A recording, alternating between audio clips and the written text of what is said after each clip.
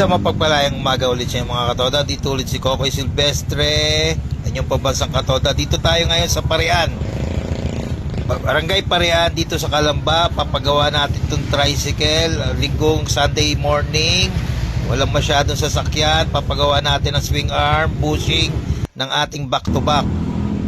Di balasa ang katoda, 800 ang sabi sa akin.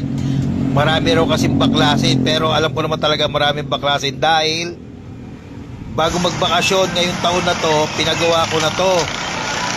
Back job, tumalog pa rin. Sa sobrang aga ko pumunta ngayong Sunday, sarado pa yung una ko pinagawan. Pero buti na lang, kasi meron daw mali dito sa ginawa.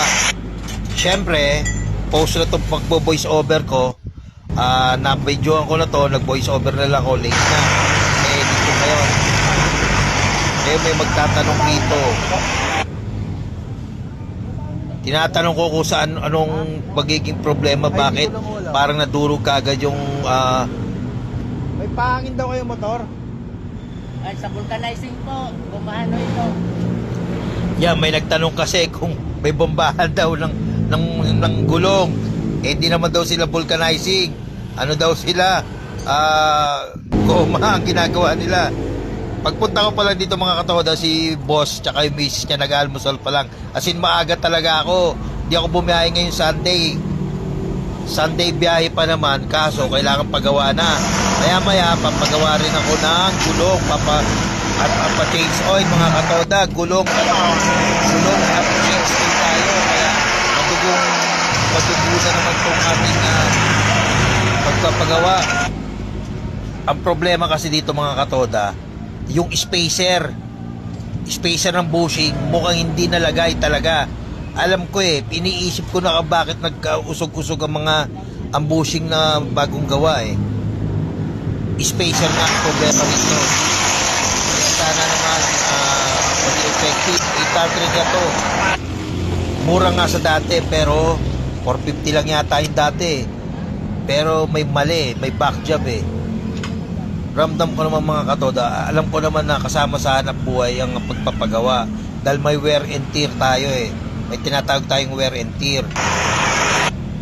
Sabi nga nila, kung gusto mong umabot ng matagal ang spare parts, wag mong gamitin ang tricycle mo ng 10 taon. Aabot ng 10 taon ang spare parts na hindi masisira. Kaya mamaya may pupuntahan pa kami ngayon dahil doon kami magla-lunch sa anak kong panganay, kay Bernice, kay Darling.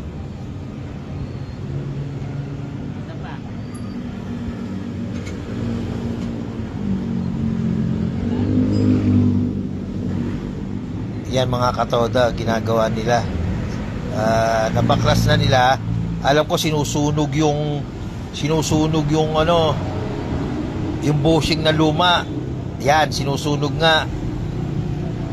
Nasunog na yan, pinapatuluan na lang na sa tubig mga katoda. Tingnan natin kung nandyan pa yung bakal sa loob. Spacer ang hinahanap namin kanina pa kasi para siyang boha. May spacer, tapos may spacer sa gitna. Yan, sobrang init yan. Acetylene yata yan. Acetylene ba tawag dyan mga katoda? Pinapalamig na para makuha yung sa loob. Ayan. Dito mga katoda, yan na yung ginagawang bushing. Malambot lang kaya yan kasi nakikita ko yung slide. Yan yung mga katoda.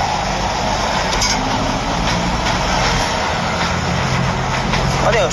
Sakto na yun? Galing nun pupupukin na lang yun. Ano? Galing nun babawasan pa?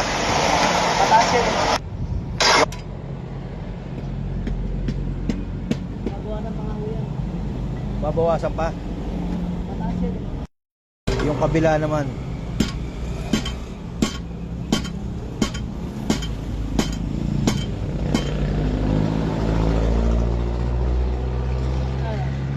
Hindi na nagalaw yung stopper mo.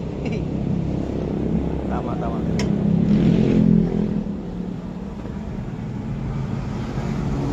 Yung